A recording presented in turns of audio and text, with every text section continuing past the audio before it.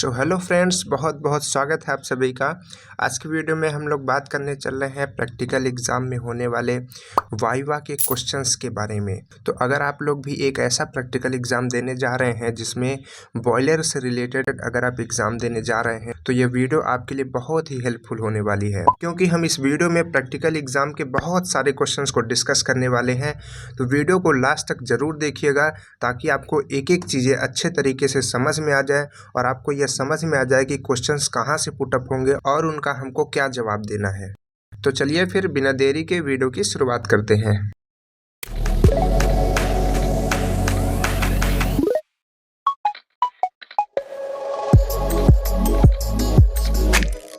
तो सबसे पहले हम लोग बात करेंगे बॉयलर के टॉपिक से। इसमें हम लोग पहले समझ लेते हैं कि बॉयलर के किस किस टॉपिक से क्वेश्चंस पुटअप होते हैं वाइवा में, फिर उसके बाद क्वेश्चंस को देखेंगे। तो देखिए, बॉयलर का सबसे पहला टॉपिक है जहां से क्वेश्चंस आता है, इसका डिफिनेशन पूछी जाती है कभी कभी, बॉयलर की प्रॉपर डिफिनेशन। उसके बाद इसके क्लासिफिकेशन से क्वेश्चंस आते हैं, इसके बाद इसकी एसेसरीज से क्वेश्चंस आते हैं, देन इसके बाद इसकी माउंटिंग से क्वेश्चन आते हैं और इसके कंस्ट्रक्शन और इसके वर्किंग से क्वेश्चन आते हैं। तो इतने ये टॉपिक्स है जहाँ से क्वेश्चंस आते हैं। तो एक एक टॉपिक से हम लोग क्वेश्चंस को देखेंगे, एक एक क्वेश्चन को सॉल्व करेंगे। तो हमारा सबसे पहला क्वेश्चन है कि बॉयलर किसे कहते हैं, यानी कि बॉयलर की डिफिनेशन क्या होती है। तो देखिए, बॉयलर एक्ट के अनुसार बॉयलर की डिफिनेशन होती है कि बॉयलर उस बंद पात्र को कहते हैं जिसकी क्षमता 10 गैलन पानी से अधिक हो तथा जिसका उपयोग स्पष्ट पूर्वक वाष्प उत्पादन के लिए किया जाता है। यानी कि बॉयलर हम लोग किसको किसको कहेंगे, उसमें क्लोज्ड वेसल होना चाहिए, यानी कि हर तरफ से बंद होना चाहिए, 10 गैलन से ज़्यादा पानी आना चाहिए और उसके बाद स्पष्ट रूप से केवल उसका उपयोग वाष्प उत्पादन के लिए किया जाए। ऐसा नहीं कि किसी भी चीज़ के लिए किया जा रहा है उसको हम लोग बॉयलर बोल दें, उसमें हमारी स्टीम का ही जनरेशन होना चाहिए, स्टीम ही बननी चाहिए, तब हम लोग उसको कहते हैं बॉयलर। अब देखिए, यहाँ पर आपको कंफ्यूज भी किया जा सकता है कि क्या जो कुकर होता है जिसमें लोग खाना बनाते हैं, क्या उसको बॉयलर कह सकते हैं। तो बिल्कुल उसको बॉयलर हम लोग नहीं कह सकते। क्यों? क्योंकि उसका उपयोग हम लोग ना तो स्टीम बनाने के लिए करते हैं और न ही जो उसकी कैपेसिटी है वो 10 गैलन तक है, तो इस वजह से उसको बॉयलर नहीं कह सकते। इसके बाद हम लोग का नेक्स्ट पॉइंट था क्लासिफिकेशन ऑफ बॉयलर। तो देखिए, इसमें क्वेश्चंस बनता है कि बॉयलर का क्लासिफिकेशन बताओ, यानी कि पूरा का पूरा क्लासिफिकेशन पूछ लिया जाता है। तो इसके लिए हमको पूरा का पूरा क्लासिफिकेशन पढ़ना पड़ेगा। तो आइए समझते हैं कि किस तरीके से बॉयलर का क्लासिफिकेशन होता है। इसका क्लासिफिकेशन कई बेस पे किया गया है। सबसे पहला है on the basis of axis of shell, यानी कि जो सेल होता है उसकी एक्सिस कैसी है। उसकी एक्सिस अगर हॉरिजॉन्टल है तो हम लोग कहेंगे हॉरिजॉन्टल बॉयलर है, और अगर उसकी एक्सिस वर्टिकल है तो हम लोग कहेंगे वर्टिकल बॉयलर है, और अगर उसकी एक्सिस किसी एंगल पर यानी कि इंक्लाइन हो, टेढ़ी हो, तो उसको हम लोग कहेंगे इंक्लाइन बॉयलर है। इसके बाद है on the basis of the tube content, यानी कि जो उसमें ट्यूब्स यूज हो रही हैं उसके अंदर क्या है।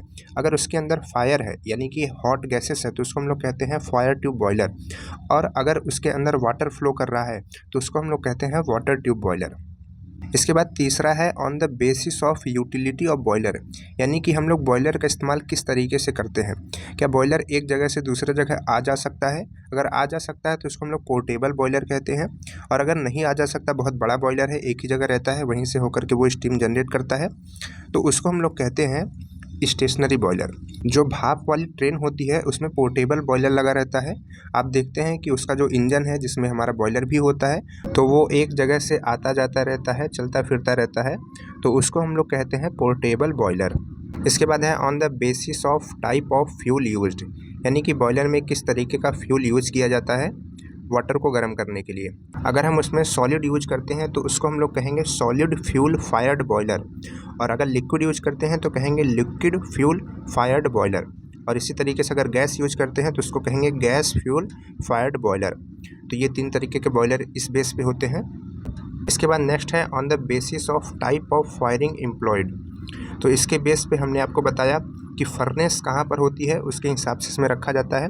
अगर फर्नेस अंदर है तो हम उसको कहेंगे इंटरनल फायर्ड बॉयलर, और अगर उसका जो फर्नेस है वो बाहर है तो उसको हम लोग कहेंगे एक्सटर्नल फायर्ड बॉयलर। इसके बाद है on the basis of circulation, यानी कि जो उसमें वाटर यूज किया जाता है, जो उसमें स्टीम बनती है, उसका सर्कुलेशन किस तरीके से होता है, नेचुरली होता है कि हमको फोर्स लगाना पड़ता है।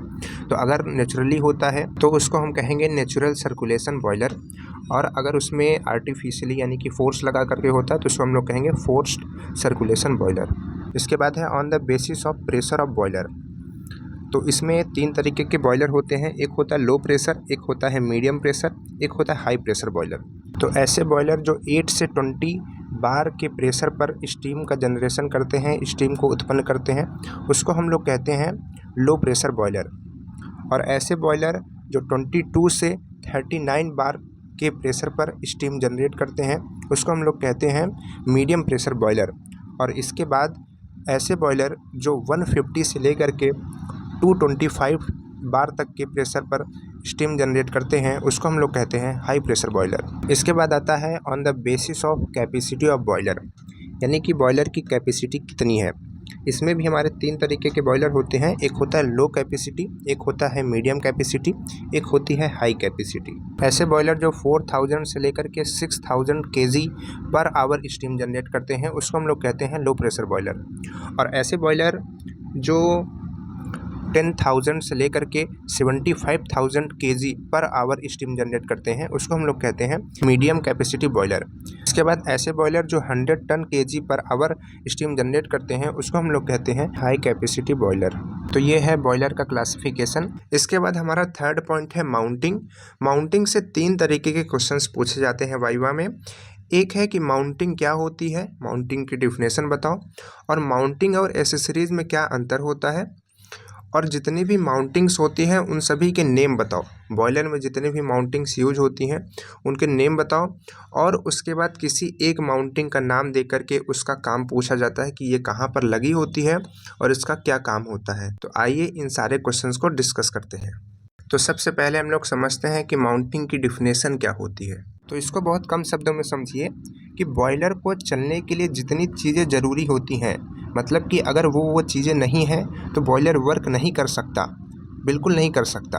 तो उसको हम लोग कहते हैं माउंटिंग, यानी कि उसके एक एक पार्ट जो बहुत ही ज़रूरी पार्ट हैं, जिनके बिना बॉयलर नहीं चलेगा, उसको हम लोग कहेंगे माउंटिंग। आइए अब बात करते हैं एक एक माउंटिंग के बारे में। तो माउंटिंग में सबसे पहला है प्रेशर गेज, उसके बाद है water level indicator, safety valve, stop valve, feed check valve, blow off cock, उसके बाद है फ्यूजिबल प्लग। तो इन सभी माउंटिंग्स को आप याद रखिए नेम बाय नेम, क्योंकि क्वेश्चन पूछा जाता है कि जितनी माउंटिंग्स होती हैं उनके नाम बताओ, तो आपको ये सारे नाम बताने होंगे।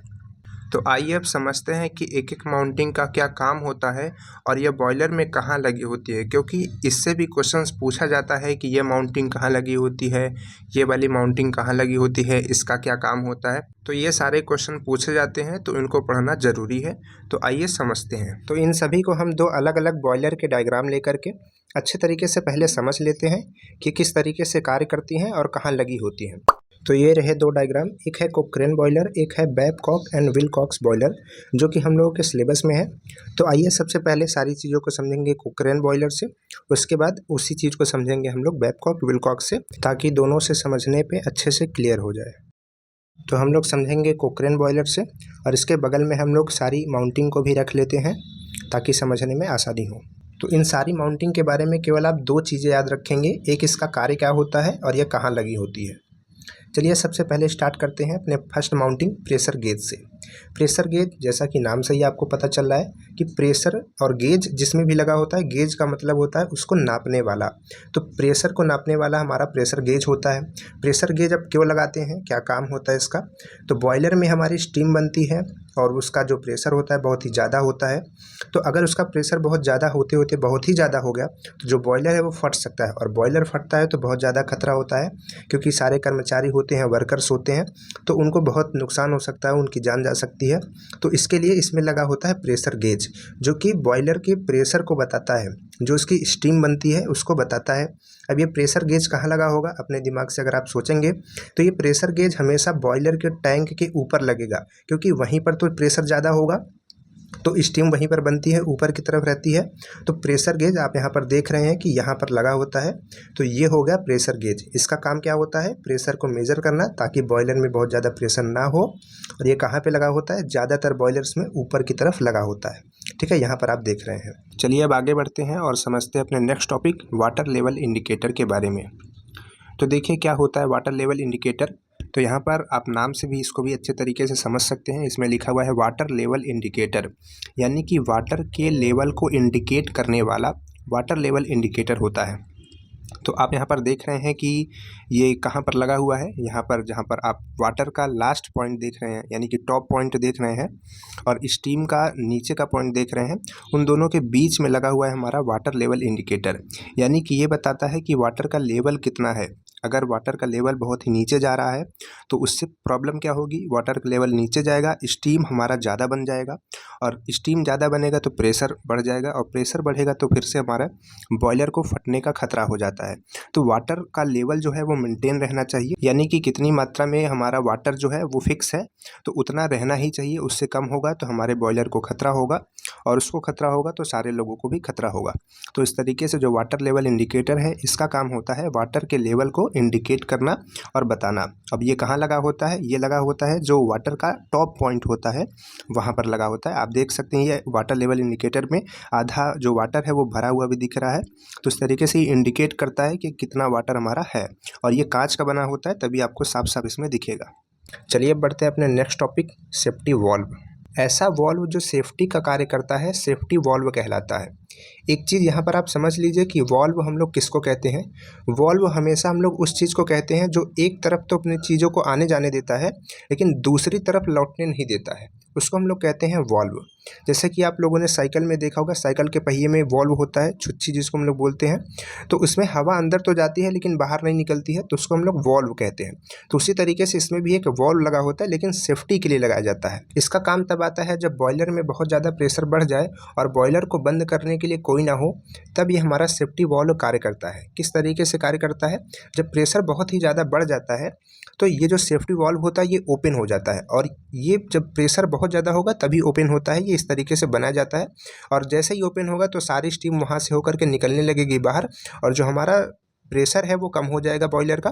तो इस तरीके से ये सेफ्टी के लिए लगाया जाता है ताकि जब कोई ना हो तो एक सुरक्षा प्रदान करे हमारे बॉयलर को। ऐसा ही एक सेफ्टी वाल्व हमारे कुकर वगैरह में भी लगा होता है, लेकिन हम कुकर को बॉयलर नहीं कह सकते, याद रखिएगा। तो उसमें आप लोगों ने देखा होगा कि हैंडल के नीचे एक लगा होता है छोटा सा, तो कभी भी अगर गैस नहीं बंद करते हैं अगर कोई लोग और कुकर चलता ही रहता है, उसमें आग जाती ही रहती है अंदर, तो वो जो है वो टूट जाता है और पूरा का पूरा जो हमारा कुकर है वो नहीं फटता बल्कि वही हमारा टूट जाता है। तो सेफ्टी के लिए लगाया जाता है। तो उसी तरीके से इसमें भी हमारा एक सेफ्टी वॉल्व लगा होता है। आइए अब समझते हैं अपने नेक्स्ट टॉपिक स्टॉप वॉल्व के बारे में। ये बॉयलर का वह भाग होता है जहाँ से जब स्टीम हमारी बन जाती है उसको फर्दर किसी काम के लिए टरबाइन में या फिर स्टीम इंजन वगैरह में भेजा जाता है। तो ये वही हमारा भाग होता है जिससे हम लोग अपने स्टीम को भेजते हैं। तो यहाँ पर आप देख सकते हैं कि ये भी हमारे टॉप पर ही लगेगा, यानी कि स्टीम जहाँ पर बनती है वहीं पर हमारा ये स्टॉप वॉल्व लगता है। यहीं से होकर के जो हमारी बनी हुई स्टीम है वो फर्दर यूज के लिए जाती है जहाँ पर उसको काम लेना होता है। Next topic feed check valve. देखिए इस पूरे बॉयलर में फीड चेक वॉल्व को शो नहीं किया गया है, लेकिन हम आपको बताते हैं, उसको ध्यान से समझिएगा। देखिए बॉयलर में वाटर तो भरा ही जाता है, तो वाटर को भरने के लिए एक वॉल्व लगाया जाता है। अब वहाँ पर वॉल्व क्यों लगाया जाता है, ताकि जब हम अंदर पानी भरे, बॉयलर के अंदर पानी भरे तो उसके अंदर प्रेशर होता है तो अंदर से पानी को बाहर फेंकने लगता है। तो इसके वजह से वहाँ पर एक वॉल्व लगाया जाता है ताकि पानी केवल अंदर की तरफ जाए और बाहर की तरफ ना आए। तो इसी वजह से इसको हम लोग वॉल्व भी कहते हैं। यहाँ से आप इसको याद रखेंगे कि इसको हम लोग वॉल्व क्यों कहते हैं, क्योंकि एक तरफ पानी अंदर जाता है और दूसरी तरफ उसको निकलने नहीं दिया जाता है। अब ये लगा कहाँ पर होता है, तो जो इसका बॉटम होता है उसके बॉटम से थोड़ा सा ऊपर लगा होता है, इसको आप याद रखिएगा। ब्लो ऑफ कॉक, ये बॉयलर के सबसे नीचे लगा होता है। कोई भी बॉयलर होगा उसमें ये सबसे नीचे ही लगा होगा। इसका क्या काम होता है, इसका काम होता है कि जो हमारा वाटर होता है वो धीरे धीरे ख़राब होता रहता है, उसमें कुछ ना कुछ गंदगी जाती रहती है। पहले तो हम लोग उसको प्योर करके ही भेजते हैं, साफ़ करके ही भेजते हैं, लेकिन धीरे धीरे कुछ अशुद्धियाँ मिलती रहती हैं।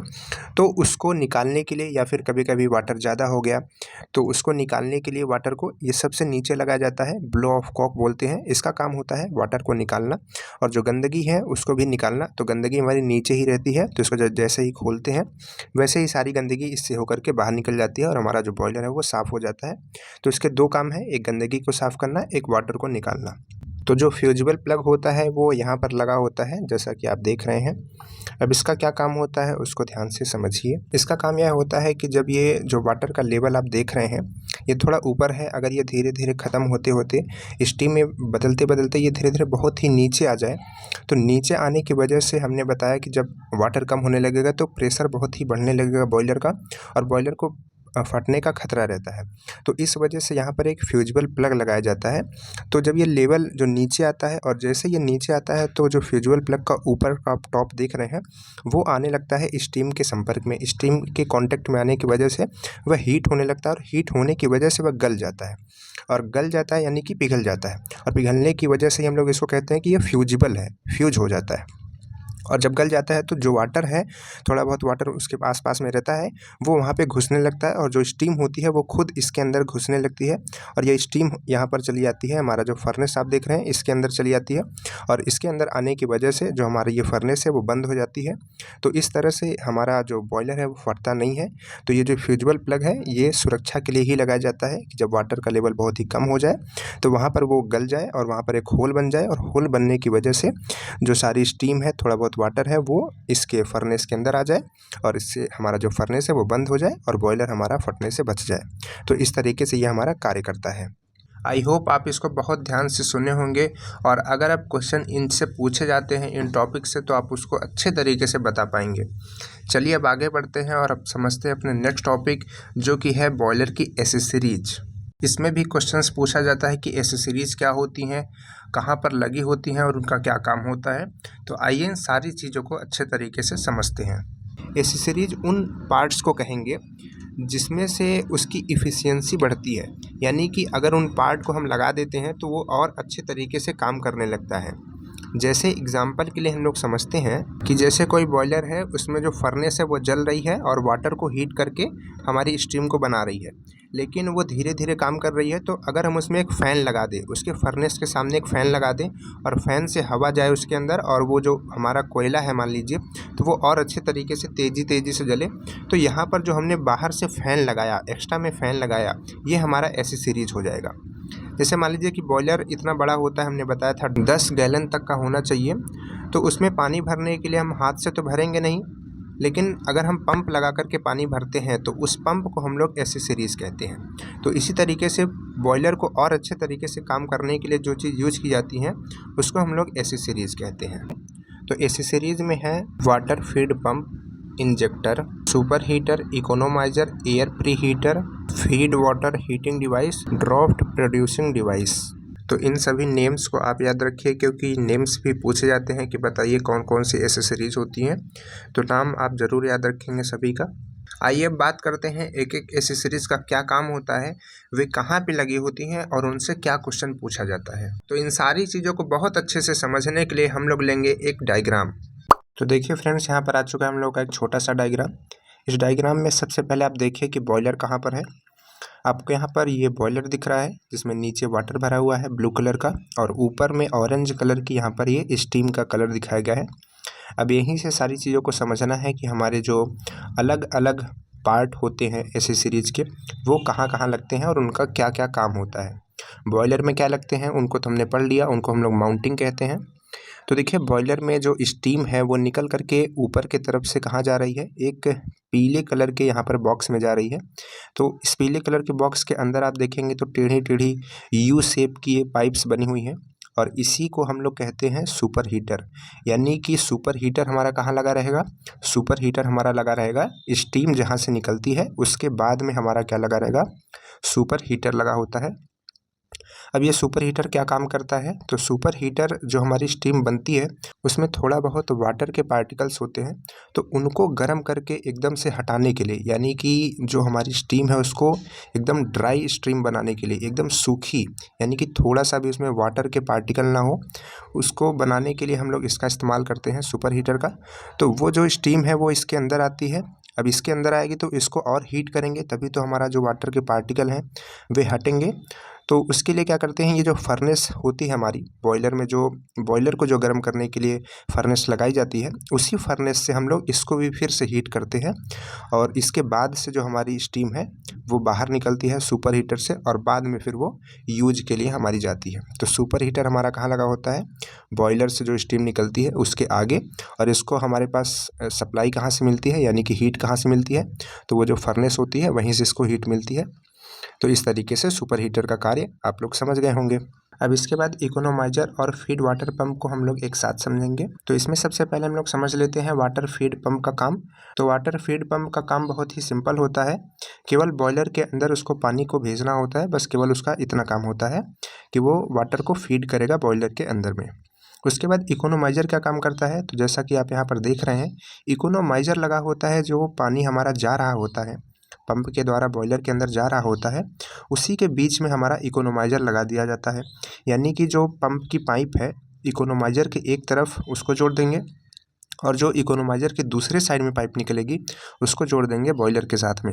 यानी कि इन दोनों पाइप के बीच में जो बॉयलर के साथ डायरेक्ट हमारी जुड़ी थी फीड वाटर पंप, उसके बीच में हमारा आ जाता है इकोनोमाइजर। अब इकोनोमाइजर क्या काम करता है, तो जो उसके अंदर पानी आता जाता है फीड पंप के द्वारा इकोनोमाइजर में आता है, इकोनोमाइजर से होकर के बॉयलर में जाता है। तो इकोनोमाइजर के अंदर जो आता है उसको इकोनोमाइजर गर्म करता है, यानी कि हीट करता है। अब ये हीट कहाँ से करता है, इसको हीट मिलती कहाँ से है, तो इसको हीट मिलती है फ्लू गैसेस से। यानी कि जब बॉयलर हमारा जलता है तो उसमें जो गैसेस वेस्ट होती हैं, उन्हीं गैसेस का यूज करके इकोनोमाइजर इस वाटर को हीट कर देता है। अब इससे फ़ायदा क्या होता है, तो इससे फ़ायदा यह होता है कि जो वाटर है वो पहले कैसे जाता था, ठंडा जाता था, तो उसको हीट करना पड़ता था, ज़्यादा हीट करना पड़ता था। अभी क्या है कि ये पहले से ही थोड़ा हीट हो जाएगा, स्टार्टिंग में थोड़ा हीट रहेगा, तो जब अंदर जाएगा तो वह जल्दी से भाप बनेगा, तो इसकी इफ़िशियंसी बढ़ेगी। और दूसरी चीज़ क्या, कि जो बॉयलर से निकल कर के गैसेस हमारी वेस्ट हो रही थी, चिमनी से निकल कर के बाहर चली जा रही थी, वो थोड़ा गर्म रहती हैं, तो उनका भी हमने जो हीट है वो यूज कर लिए। इसी का तो नाम होता है इंजीनियर। इंजीनियर का मतलब कोई भी एनर्जी को वेस्ट नहीं करने देना। आई होप आप इसको अच्छे तरीके से समझ पाए होंगे, और अगर थोड़ा समझने में प्रॉब्लम है तो वीडियो को थोड़ा एक बार फिर से देखेंगे तो आपको बहुत अच्छे तरीके से क्लियर हो जाएगा। थोड़ी सी चीज़ें भी नई हैं, इस वजह से हो सकता है कि ऐसा आपको लगे, लेकिन जैसे जैसे ही आप इसको समझते जाएंगे बहुत ही आसान है। तो चलिए बढ़ते हैं आगे और समझते हैं अपनी next accessories air pre heater के बारे में। एयर प्री हीटर क्या कार्य करता है, देखिए फर्नेस को जलने के लिए, चलने के लिए एयर की तो ज़रूरत होती है। यानी कि जैसे हम लोग आग जलाते हैं तो उसमें फूंक मारते हैं, तो उसमें हम लोग क्या करते हैं, एयर को देते हैं, तभी हमारी जो फर्नेस है, आग है, अच्छे तरीके से जलती है। तो इसमें भी हमारे फर्नेस के अंदर चाहिए होती है एक हवा। देखिए आपको यहाँ पर जो एक एरो दिख रही है, थोड़ा सा डार्क कलर में है फर्नेस के पास में, ये है फर्नेस के एयर की पाइप। यानी कि यहाँ से फर्नेस के अंदर हवा जाती है, तो इसको हम लोग नॉर्मली नेचुरल हवा भी भेज सकते हैं, लेकिन इस नेचुरल हवा को भेजने से पहले इस नेचुरल हवा को एक एयर प्री हीटर के अंदर भेजा जाता है, जैसा कि आप यहाँ पर देख रहे हैं। अब ये एयर प्री हीटर के अंदर जाती है हवा, और एयर प्री हीटर में से वो हवा गर्म होती है, और गर्म होने के बाद से देखिए यहाँ से होते हुए ये फर्नेस के अंदर जाती है। अब यहाँ से फिर से सवाल आता है कि जो हमारा एयर प्री हीटर है, इसको फिर से जो हीट है वो कहाँ से मिलेगी, तो फिर से ये हीट कहाँ से मिलेगी, जो इकोनोमाइज़र के बाद में थोड़ी बहुत हीट बच जाती है, यानी कि वाटर को गर्म करने के बाद भी थोड़ा बहुत जो हमारा फ्लू गैसेस हैं वो गर्म रहती होंगी, तो उसको भेजा जाता है एयर प्री हीटर के अंदर, जहाँ वो फर्नेस के अंदर आने वाली एयर को पहले से ही गर्म कर देती है। अब इससे फ़ायदा ये होता है कि जब गर्म गर्म गैसेस आएंगी तो हमारा जो फर्नेस है वो और अच्छे तरीके से जलेगी, जिससे और अच्छे तरीके से स्टीम की प्रोडक्शन बढ़ेगी और काफ़ी ज़्यादा मात्रा में हमारी स्टीम बनेगी। इसके बाद फर्नेस से निकलने वाली गैसेस जो थोड़ा बहुत गर्म रहती हैं, उसको एक चिमनी के थ्रू बाहर कर दिया जाता है। तो इस तरीके से ये पूरा सिस्टम जो है कार्य करता है। आई होप आपको बहुत अच्छे तरीके से ये समझ में आ गया होगा। इसके बाद एक और टॉपिक है जहाँ से वाइवा में क्वेश्चंस पूछे जाते हैं, वह है fire tube boiler and water tube boiler में डिफरेंस। तो आइए समझते हैं कि इनके बीच क्या डिफरेंस होता है। तो यहाँ पर फायर ट्यूब और वाटर ट्यूब को अलग अलग डिवाइड किया गया है। इसमें से हम लोग एक एक पॉइंट को पढ़ेंगे और उसको अच्छे से एक्सप्लेन करेंगे, ताकि आपको एक एक पॉइंट याद हो जाए, उसमें रटने की ज़रूरत ना पड़े। तो वाटर ट्यूब बॉयलर के अंदर सबसे पहला पॉइंट है कि जो बॉयलर के अंदर ट्यूब्स लगी होती हैं, उनके अंदर वाटर फ्लो करता है, और उनके आसपास चारों ओर फ्लू गैसेस होती हैं, जो हॉट गैसेस होती हैं वो ट्रेवल करती हैं, जो कि फर्नेस से निकलती हैं। अब इसके बाद यही चीज़ फायर ट्यूब बॉयलर के लिए उल्टी होती है। इसमें जो ट्यूब्स होती हैं उसके अंदर हॉट गैसेस, जो हमारी फ्लू गैसेस होती है, वो ट्रेवल करती है और इसके चारों ओर वाटर भरा होता है। इस बात को और अच्छे से समझने के लिए यहाँ पर दो बॉयलर हमने लिया, जिसमें से एक बॉयलर है वाटर ट्यूब बॉयलर और एक है फायर ट्यूब बॉयलर। तो यहाँ पर आप दोनों में ट्यूब्स को देख सकते हैं। इसमें यहाँ पर ट्यूब्स ये लगी हुई हैं और इस बॉयलर में यहाँ पर ट्यूब्स लगी हुई हैं। अब देखिए, आप अगर कोक्रेन बॉयलर में देखेंगे तो यहाँ पर जो फर्नेस है, फर्नेस की जो फ्लू गैसेस है वो निकल करके ट्यूब से होती हुई जाती हैं और बाहर चिमनी की तरफ निकलती हैं। तो यानी कि इसके ट्यूब के अंदर क्या है, फायर, यानी कि जो हॉट गैसेस हैं वो जा रही हैं। तो इसको हम लोग कहते हैं फायर ट्यूब बॉयलर। और अगर आप इस बॉयलर को देखेंगे तो यहाँ पर जो ट्यूब्स हैं इनके अंदर आप देख सकते हैं कि ब्लू कलर का वाटर, ठीक है, आपको कलर में भी दिख रहा है। तो इसमें क्या होता है, वाटर होता है और जो फर्नेस आप देख रहे हैं वो फर्नेस की जो गैसेस होती हैं वो इस ट्यूब्स के आसपास होती हैं। तो ये अंतर होता है water tube and fire tube boiler में। इसके बाद नेक्स्ट पॉइंट है कि जो वाटर ट्यूब बॉयलर होता है उसमें जो स्टीम बनती है उसका प्रेशर ज़्यादा होता है। उसका प्रेशर होता है अप टू 165 बार, यानी कि 165 बार से भी ज़्यादा उसका प्रेशर होता है। और उसके बाद वहीं बात करें अगर फायर ट्यूब बॉयलर की, तो उसमें जो स्टीम जनरेट होती है उसका प्रेशर 24.5 बार से ज़्यादा होता है। यानी कि यहाँ पर हम देख रहे हैं कि जो वाटर ट्यूब होता है उसमें प्रेशर ज़्यादा होता है और जो फायर ट्यूब बॉयलर्स होते हैं उसमें प्रेशर कम होता है। अब इसके रीज़न को ध्यान से समझिएगा, क्योंकि रीज़न भी जानना बहुत ही ज़रूरी होता है। तो देखिए, वाटर ट्यूब बॉयलर्स में क्या होता है, ट्यूब के अंदर वाटर होता है, जैसा कि आप यहाँ पर देख सकते हैं। तो ट्यूब के अंदर वाटर होता है तो वाटर की क्वांटिटी जो होती है कम होती है, यानी कि फर्नेस को केवल उतने वाटर को गर्म करना होता है जो ट्यूब्स के अंदर है। बाकी का जो वाटर है उससे अभी फर्नेस को ज़्यादा मतलब नहीं होता, क्योंकि वो ऊपर से नीचे आता रहता है। लेकिन जो ट्यूब्स के अंदर है वो जो वाटर है वो बहुत ही कम होता है। अब यही चीज़ समझिए फायर ट्यूब बॉयलर के लिए। तो आप देख रहे हैं जो हमारी फायर ट्यूब्स हैं वो पूरी की पूरी वाटर के अंदर डूबी हुई हैं। तो वो इतना ज़्यादा वाटर है जो उनको गर्म करना है। तो इतने सारे वाटर को एक साथ गर्म करने में जो प्रेशर है वो स्टीम का नहीं बन पाता, तो इसका प्रेशर कम होता है। और जो हमारा वाटर ट्यूब होता है इसका प्रेशर ज़्यादा होता है। इसके बाद थर्ड पॉइंट है रेट, यानी कि कौन सा बॉयलर किस रेट से स्टीम को बनाता है। जैसे 1 घंटे में वाटर ट्यूब कितनी स्टीम बनाता है और फायर ट्यूब 1 घंटे में कितनी स्टीम बनाता है। तो जो वाटर ट्यूब का स्टीम रेट होता है वो होता है 450 टन पर आवर, यानी कि काफ़ी ज़्यादा होता है। और जो फायर ट्यूब होती हैं इनका जो स्टीम का रेट होता है वो बहुत ही कम होता है, 9 टन पर आवर, यानी कि 1 घंटे में केवल 9 टन स्टीम बनाती है। जबकि जो वाटर ट्यूब है वो 450 यानी कि 450 टन 1 घंटे में स्टीम बनाती है। अब इसका कारण क्या है, ऐसा क्यों होता है? तो ऐसा केवल इसी वजह से होता है जो अभी हमने आपको ऊपर बताया कि इसमें जो पानी की क्वांटिटी है ये थोड़ा थोड़ा होकर के आती है। तो इसमें बहुत जल्दी जल्दी बनता जाता है स्टीम, और इसमें क्या है, ओवरऑल पूरे पानी को एक साथ गर्म करना पड़ता है। तो इस वजह से इसमें स्टीम का जो प्रेशर है वो भी कम होता है और स्टीम की जो रेट है बनने की वो भी कम होती है।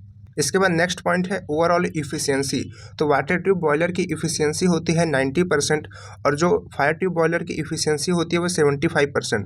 तो ये ऑब्वियस सी बात है, क्योंकि जो वाटर ट्यूब है इसमें स्टीम भी बहुत ही ज़्यादा निकल रही है, प्रेशर भी बहुत ज़्यादा है, तो इसकी जो इफ़िशियंसी है वो अच्छी होगी, 90% तक होगी। और जो फायर ट्यूब है इसमें प्रेशर भी ज़्यादा नहीं है और बहुत कम रेट से ये स्टीम को बना रहा है, तो इस वजह से इसकी ओवरऑल इफ़िशियंसी 75% है। इसके बाद नेक्स्ट पॉइंट है कॉस्ट। तो जो वाटर ट्यूब बॉयलर की ऑपरेटिंग कॉस्ट होती है, उसको चलाने की कॉस्ट होती है वो ज़्यादा होती है, और जो फायर ट्यूब की ऑपरेटिंग कॉस्ट होती है वो कम होती है। अब ऐसा क्यों होता है? तो देखिए, जो वाटर ट्यूब बॉयलर होता है इसमें स्टीम बहुत ही ज़्यादा बनती है और बहुत ही प्रेशर के साथ बनती है, तो इसमें मेंटेनेंस बहुत ही अच्छी रखनी पड़ती है। इन सब वजहों से इसकी ओवरऑल जो कॉस्ट है वो ज़्यादा हो जाती है। और फायर ट्यूब बॉयलर में इतना प्रेशर वगैरह नहीं होता है, तो जो इसकी ऑपरेटिंग कॉस्ट होती है वो कम होती है। यहाँ पर हम आपको बता दें कि ये ऑपरेटिंग कॉस्ट है, यानी कि चलाने की कॉस्ट है, ना कि खुद बॉयलर की कॉस्ट। देखिए, बॉयलर अगर इतनी काम की चीज़ है तो कुछ ना कुछ नुकसानदायक भी होती है। जैसे कि आप अगले पॉइंट को देखेंगे तो लिखा हुआ है the bursting chance of water tube boiler is more, यानी कि जो वाटर ट्यूब बॉयलर होता है इसको फटने का चांस बहुत ही ज़्यादा होता है, क्योंकि इसमें प्रेशर बहुत ही ज़्यादा होता है और उसकी रेट भी बहुत ज़्यादा होती है। और वहीं बात करें फायर ट्यूब बॉयलर की, तो ये इसमें चांस कम होता है। इसके लिए बहुत अच्छा होता है, क्योंकि इसमें प्रेशर बहुत ज़्यादा नहीं होता है, रेट भी बहुत ज़्यादा नहीं होती है। इसके बाद अगला पॉइंट है इनके इस्तेमाल के लिए। तो जो वाटर ट्यूब बॉयलर्स होते हैं इनका इस्तेमाल हम लोग लार्ज पावर प्लांट्स में करते हैं, बड़े पावर प्लांट में। क्यों? क्योंकि इसमें जो स्टीम की प्रेशर होती है वो बहुत ही ज़्यादा होती है और जो इसकी कैपेसिटी होती है, जो स्टीम बनाने की रेट होती है वो भी बहुत ज़्यादा होती है। तो इस वजह से इसका यूज हम लोग करते हैं लार्ज पावर प्लांट में। और वहीं अगर बात करें फायर ट्यूब बॉयलर की, तो इसमें स्टीम बहुत ही प्रेशर कम होता है, स्टीम का प्रेशर कम होता है और स्टीम की जो रेट है वो भी बहुत कम होती है, केवल 9 टन पर आवर होती है। तो इस वजह से इसका यूज हम लोग लार्ज पावर प्लांट के लिए नहीं कर सकते। इसके बाद आता है last and very important point, which is example. इसके एग्जाम्पल्स याद रखना बहुत ही ज़रूरी होता है क्योंकि इसको पूछ लिया जाता है वाइवा वगैरह में, और एग्ज़ाम में अगर आप एग्जाम्पल नहीं लिखते हैं तो आपको वहाँ पर नंबर काट लिया जाएगा। तो एग्जाम्पल्स में सबसे पहले हम लोग देखते हैं वाटर ट्यूब बॉयलर को। तो आप लोगों ने एक डायग्राम तो यहीं पर देखा, इस वीडियो में ही देखा। कौन सा? बैबकॉक एंड विलकॉक्स बॉयलर को देखा, तो वह एक वाटर ट्यूब बॉयलर होता है। इसके बाद आता है एक स्टर्लिंग बॉयलर, उसके बाद आता है La Mont boiler, Benson boiler, Loeffler boiler, Yarrow boiler. इसके बाद फायर ट्यूब्स के एग्जाम्पल्स हैं simple vertical boiler, Cochran boiler, Lancashire boiler, Cornish boiler, Scotch boiler, locomotive boiler और वेलकॉन बॉयलर। तो इतने बॉयलर्स हैं फायर ट्यूब के लिए। इसके बाद क्वेश्चंस पूछे जाते हैं कोकरेन बॉयलर और बैबकॉक एंड विलकॉक्स बॉयलर के कंस्ट्रक्शन और वर्किंग से। तो आइए इनके कंस्ट्रक्शन और वर्किंग को अच्छे से समझते हैं और उसमें समझते हैं कि कहाँ से क्या क्वेश्चंस पूछे जाते हैं। तो कोकरेन बॉयलर के पॉइंट्स को समझते हैं। तो कोकरेन बॉयलर का सबसे पहला पॉइंट है कि यह एक फायर ट्यूब बॉयलर होता है, यानी कि जो इसमें पाइप्स लगी होती हैं हीट करने के लिए वाटर को, उसके अंदर हमारी फ्लो गैसेस फ्लो करती हैं, यानी कि एक तरीके से फायर फ्लो करती है। इस वजह से हम इसको फायर ट्यूब बॉयलर कहते हैं। इसके बाद नेक्स्ट पॉइंट है वर्टिकल बॉयलर। तो जो हमारा कोकरेन बॉयलर होता है वह एक वर्टिकल बॉयलर होता है। आप यहाँ पर डायग्राम में भी देख सकते हैं कि आपको ये वर्टिकल दिख रहा है। इसके बाद नेक्स्ट पॉइंट है कि जो इसकी सेल होती है, जो कि आप यहाँ पर देख रहे हैं, इसका डायमीटर कितना होता है? तो इसका डायमीटर हो सकता है 2 मीटर तक इसका डायमीटर होता है। उसके बाद आता है कि इसकी हाइट कितनी होती है? तो इसकी हाइट होती है 4.5 मीटर तक इसकी हाइट हो सकती है। इसके बाद नेक्स्ट पॉइंट है कि जो इसमें ट्यूब्स लगी होती हैं पतली पतली, उनकी नंबर्स कितनी होती है? तो उनकी नंबर्स होती है 160 से 165 तक की ट्यूब्स होती हैं इसमें, और इनका भी एक डायमीटर होता है जो कि होता है 6 सेंटीमीटर। इसको भी आप मेंशन करेंगे और याद रखेंगे। इसके बाद नेक्स्ट पॉइंट है कि इसमें स्टीम का प्रेशर क्या होता है? तो इसमें स्टीम का प्रेशर होता है 15 बार, यानी कि बहुत ही कम होता है। तो एक तरीके से हम कह सकते हैं कि ये लो प्रेशर बॉयलर होता है। उसके बाद इसकी कैपेसिटी कितनी होती है? तो इसकी कैपेसिटी होती है 4.5 टन पर आवर। तो ये सभी पॉइंट कोकरेन बॉयलर के लिए हैं जो कि बहुत इंपॉर्टेंट है। चलिए अब समझते हैं कि किस तरीके से इसके पार्ट्स होते हैं, किस तरीके से इसका कंस्ट्रक्शन होता है। तो देखिए इसके सबसे नीचे वाले पार्ट से समझते हैं। इसमें लिखा हुआ है ग्रेड। ग्रेड का मतलब होता है जाली। तो ये जाली होती है जिसके ऊपर हमारा कोयला रखा गया होता है। उसके नीचे आप देखेंगे तो कुछ जगह है, तो उस जगह में हमारा होता है राख। आप समझते हैं राख, जब कोई चीज़ जलती है तो राख निकलती है, एसेस उसको बोलते हैं इंग्लिश में। तो वो जो नीचे जगह है वहाँ पर हमारी राख इकट्ठा होती है। उसके आप ऊपर देखेंगे तो लिखा हुआ है फायर डोर। तो फायर डोर से हम लोग कोयले को अंदर डालते हैं फर्नेस के, और उसमें आग भी लगाने का काम फायर डोर से हम लोग करते हैं। उसके बाद आप इस साइड में देखेंगे तो यहाँ पर लिखा हुआ है blow off cock. Blow off cock जो होता है, यानी कि इसमें लिखा हुआ है ब्लो ऑफ वॉल्व, तो इसको हम लोग ब्लो ऑफ कॉक भी बोलते हैं। तो इसका काम होता है जो पानी है अगर वो ज़्यादा हो गया है या फिर कचरा भर गया है हमारे बॉयलर के अंदर, तो इसको हम लोग खोल देते हैं और ये बाहर निकल जाता है। उसके बाद आप देखेंगे तो ऊपर ये फर्नेस बनी हुई है जो कि स्फेरिकल शेप की है, थोड़ा सा राउंड शेप में है। और उसके बाद यहाँ से जो आग बनती है वो आग ऊपर की तरफ जाती है। ये जो आपको येलो येलो देख रहे हैं ये इधर की तरफ, और ये ट्यूब से होकर के ऊपर की तरफ ये चिमनी में बाहर निकलती है। अब इसके बाद आप देखेंगे इसके कंस्ट्रक्शन में, तो यहाँ पर लगी हुई हैं फायर ब्रिक्स। फायर ब्रिक्स क्या होती हैं? ये ऐसी ब्रिक्स होती हैं, यानी कि ऐसी ईंटें होती हैं जो कि थर्मल रेजिस्टेंस होती हैं, यानी कि इनको लगाएंगे तो जो भी गर्मी होगी वो अंदर ही रहेगी, वो बाहर नहीं निकलेगी। ये चारों तरफ होती हैं, आप याद रखेंगे। ये बॉयलर के चारों तरफ होती हैं, ये केवल ऐसे कट करके इसका क्रॉस सेक्शन दिखाया गया है, इस वजह से आपको केवल एक तरफ साइड दिख रही है। तो यह बॉयलर की जो हीट है उसको बाहर नहीं निकलने देती हैं, इनका यह काम होता है। अब इसके ऊपर देखेंगे तो आपको दिखेगा वाटर लेवल इंडिकेटर, जिसका काम होता है वाटर के लेवल को बताना। उसके बाद ऊपर आप देखेंगे तो आपको दिख रहा है मैन होल। मैन होल आप नाम जब भी सुनेंगे इसका वर्किंग पूछी जाती है। तो इसका काम होता है कि जैसे जब बॉयलर कभी ख़राब होता है अंदर से, या फिर उसकी साफ़ सफाई करनी होती है, जैसे इसमें पाइप्स लगी हुई हैं तो पाइप्स में मोर्चा लग जाता है, जंग लग जाती है, तो उसके वजह से यहाँ पर जो मैन होल है उसके अंदर एक आदमी घुस जाता है, इतनी जगह उसमें होती है, तो वहाँ से एक आदमी घुस करके उसके अंदर की सफाई करता है, या फिर अगर कोई चीज़ ख़राब है तो उसको ठीक करता है। तो इस वजह से ये मैन होल बनाया जाता है और इसका ये काम होता है।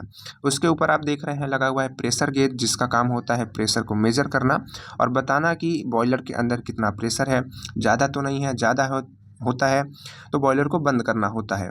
उसके ऊपर लगा हुआ है सेफ्टी वाल्व। तो सेफ्टी वाल्व का काम होता है कि अगर बॉयलर में बहुत ज़्यादा प्रेशर बढ़ जाता है तो जो सेफ्टी वाल्व है वो खुल जाता है और सारी जो स्टीम है वो बाहर निकल जाती है और जो बॉयलर हमारा फटने से बच जाता है।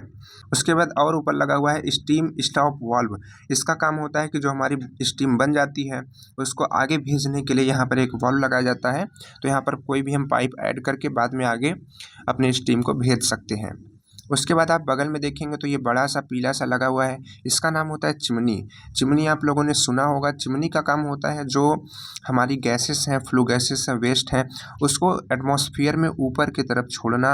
आप लोगों ने देखा होगा जहाँ पर ईंट बनती है वहाँ पर भी एक बड़ी सी चिमनी लगी होती है जो कि आपको दूर से ही दिखती है। तो चिमनी का काम होता है कि जो गैसेस हैं उनको ऊपर की तरफ छोड़ना। तो इस तरीके से इसका ये सारा कंस्ट्रक्शन होता है, लेकिन वर्किंग को समझना भी बहुत ज़रूरी है। तो आइए उसको पहले समझ लेते हैं। तो देखिए यहाँ पर किस तरीके से काम होता है। तो सबसे पहले हम लोग फर्नेस को जलाते हैं, कोयले से जलाते हैं, और जब उसको जलाते हैं तो उसमें गरम गरम जो गैसेस हैं कोयले से निकल करके वो ऊपर की तरफ जाती हैं और यहाँ से होती हुए वो इस चैम्बर में आती है। और इस चैम्बर में हमने बताया कि चारों तरफ एक लेयर लगी होती है फायर ब्रिक्स की, और इसको इस वजह से लगाया जाता है ताकि जो हीट है वो बाहर की तरफ निकल करके वेस्ट ना हो जाए। तो जो सारी गैसेस की हीट है वो इन पाइपों से होकर के, जो ये छोटी छोटी पतली पतली पाइप्स होती हैं, और हमने बताया कि ये नंबर्स में लगभग 160 से 165 नंबर्स तक होती हैं, यानी कि 160-65 ये जो पतली पतली पाइपें हैं ये होती हैं। तो अब इन पाइपों से होकर के हमारा जो फ्लू गैसेस है, जो हॉट गैसेस है, वो जाती है। तो जब इनसे होकर के ये गैसेस जाएंगी तो ये जो पाइप है वो बहुत ही हीट हो जाती है, और ये जो पाइप है ये पूरी की पूरी पानी के अंदर में डूबी होती हैं, जैसा कि आप यहाँ पर देख रहे हैं। तो पानी में डूबे होने की वजह से जो ये गैसेस हैं इनकी जो एनर्जी है, जो इनकी हीट है, वो पानी में ट्रांसफ़र होने लगती है, और पानी में ट्रांसफ़र होने की वजह से पानी जो है बहुत ही हीट होने लगता है, और धीरे धीरे जो पानी हमारा है वो भाप में बदलने लगता है, यानी कि स्टीम में चेंज होने लगता है, और जो ये स्टीम है ये ऊपर की तरफ इकट्ठा होने लगती है। इस तरह से ये पूरा प्रोसेस चलता रहता है, और जो ये हॉट गैसेस है ये पाइप से निकल करके इस बॉक्स में आती हैं, जिसको हम लोग बोलते हैं धूम्र बॉक्स, और उससे धूम्र बॉक्स से होकर के ये जो गैसेस हैं ये चिमनी के थ्रू बाहर निकल जाती हैं, और यही प्रोसेस हमारा चलता रहता है। ये तो हो गया कोकरेन बॉयलर के लिए। आइए अब समझते हैं बैबकॉक एंड विलकॉक्स बॉयलर के कंस्ट्रक्शन और वर्किंग को, क्योंकि वाइवा में यहाँ से क्वेश्चंस तो पक्का ही आते हैं। तो इसमें सबसे पहला पॉइंट है कि जो बैबकॉक एंड विलकॉक्स बॉयलर होता है वह एक वाटर ट्यूब बॉयलर होता है, यानी कि जो इसके अंदर ट्यूब्स लगी होती हैं उसके अंदर वाटर फ्लो करता है। इसके बाद दूसरा पॉइंट है कि इसकी एक्सिस, जो इसकी सेल की एक्सिस है वो हॉरिजॉन्टल होती है, तो यहाँ पर हम कह सकते हैं कि यह एक हॉरिजॉन्टल बॉयलर होता है। और इसका थर्ड पॉइंट है स्टीम का प्रेशर। तो इसमें स्टीम का जो प्रेशर होता है वो 11.5 से 17.5 बार तक का होता है। और अगर बात करें इसके कैपेसिटी की तो इसकी कैपेसिटी होती है 20 से लेकर के 40 टन पर आवर, जो स्टीम बनाने की कैपेसिटी होती है इसके अंदर। तो ये रहे कुछ इंपॉर्टेंट पॉइंट्स इस बॉयलर के बारे में। चलिए अब समझते हैं कि इसका कंस्ट्रक्शन की यह किस तरीके से बना हुआ होता है और यह किस तरीके से कार्य करता है। तो पहले हम लोग इस डायग्राम से इसको समझ लेते हैं, और उसके बाद आपको क्या लिखना है वो लास्ट में आपको दे दिया जाएगा। तो इसको हम लोग ऊपर से देखना स्टार्ट करते हैं। तो ऊपर आप जो छोटा सा ये रेक्टेंगल शेप का देख रहे हैं ये सेल होती है, जो कि सिलेंड्रिकल शेप की होती है, और इसमें हमारा वाटर भरा गया होता है। आप देख रहे हैं ये ब्लू कलर का वाटर भी भरा हुआ है, और जो ऊपर आप व्हाइट कलर का खाली देख रहे हैं उतना खाली रखना होता है। अगर उतना खाली नहीं रखेंगे तो यहाँ पर गड़बड़ी हो सकती है, जो पूरी सेल है वो फट सकती है, क्योंकि ऊपर हमारी स्टीम जो है वो इकट्ठा होती है। तो हमारे सेल के अंदर वाटर भी होता है और ऊपर के अंदर स्टीम भी होती है। अब उसके साइड में आप देखेंगे तो वहाँ पर आपको दिख रहा है एक प्रेशर गेज, जो कि सेल पर ही लगा होता है। हमने आपको बताया था कि जो प्रेशर गेज होता है हमेशा किसी सेल पर ही लगा होगा। तो आप यहाँ पर देख रहे हैं ये प्रेशर गेज लगा हुआ है, जो कि मेजर करता है कि इसके अंदर कितना प्रेशर है। उसके बाद आप यहाँ पर देख रहे हैं कि एक सेफ्टी वाल्व लगा हुआ है। सेफ्टी वाल्व क्यों लगाया जाता है? ताकि बॉयलर में अगर प्रेशर बहुत ही ज़्यादा हो जाए तो जो सेफ्टी वाल्व है वो खुल जाए और उसकी सारी स्टीम बाहर निकल जाए और हमारा बॉयलर फटने से बच जाए। उसके साइड में आप देख रहे हैं एक लगा हुआ है स्टॉप वाल्व, पीले कलर का आप देख रहे हैं कि एक स्टॉप वाल्व लगा हुआ है। इसका काम होता है कि जो हमारी स्टीम बन गई है उसको बाहर जहाँ पर हम भी उसको यूज करना है, किसी टरबाइन में यूज करना है या फिर किसी स्टीम इंजन में यूज करना है, तो वहाँ पर उसको भेजा जाता है स्टॉप वाल्व के थ्रू। उसके साइड में लगा हुआ है मैन होल। मैन होल का काम हमने आपको बताया था कोकरेन बॉयलर में। अगर आपने कोकरेन बॉयलर को नहीं समझा तो जाइए चैनल पे, वहाँ पर वीडियो पड़ी हुई है या फिर डिस्क्रिप्शन में आपको लिंक मिल जाएगा। तो मैन होल का काम होता है कि जो बॉयलर है जब उसके अंदर गड़बड़ी हो जाती है या फिर जो ये सेल है उसकी साफ़ सफाई करनी होती है, तो मैन होल के थ्रू एक आदमी उसके अंदर घुस जाता है और उसकी साफ़ सफाई कर देता है और उसको ठीक कर देता है। अब उसके और नीचे आएंगे तो आप यहाँ पर एक पीले कलर की यू शेप की पाइप देख रहे हैं, जो है सुपर हीटर। अभी जब हम आपको वर्किंग बताएंगे तो इसकी वर्किंग बहुत अच्छे तरीके से समझाएंगे। अभी आप केवल ये समझ लीजिए कि ये हमारा सुपर हीटर इसमें लगा होता है।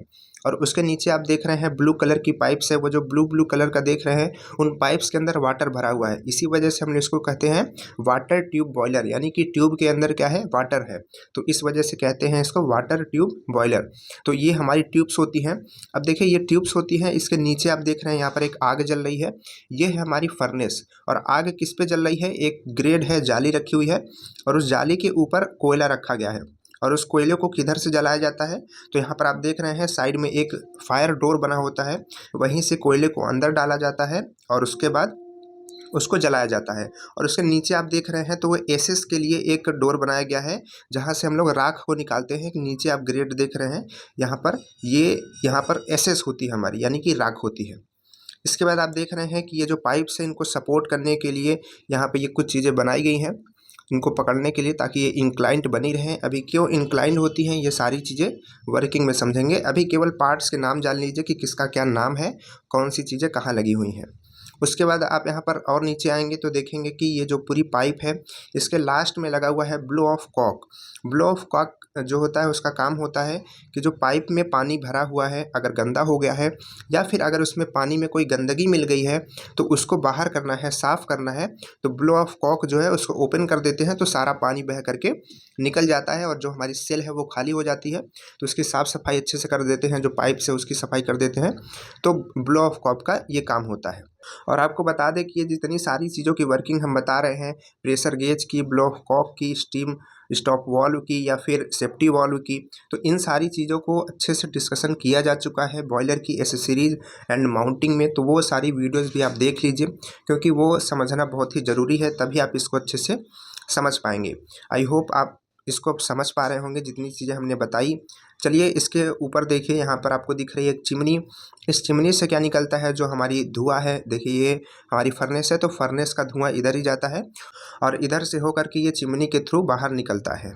और यहाँ पर दो पार्ट्स और हैं, एक है वाटर लेवल इंडिकेटर, जिसका काम होता है वाटर के लेवल को बताना। आप यहाँ पर ध्यान से देखेंगे तो ये एक वाटर के लेवल को बता भी रहा है, कुछ भाग में उसके वाटर भरा हुआ है और कुछ में नहीं है, तो उसका लेवल मैनेज करके वो बताता है, ताकि हम बॉयलर के सेल में वाटर लेवल को मेंटेन रख पाएँ। मेंटेन नहीं रखेंगे तो वहाँ पर प्रेशर बहुत ही ज़्यादा बढ़ जाएगा और बॉयलर हमारा फट सकता है। और अब इसके नीचे देखिए, यहाँ पर लगा हुआ है फीड चेक वाल्व। इसका काम होता है बॉयलर सेल के अंदर वाटर को भरना।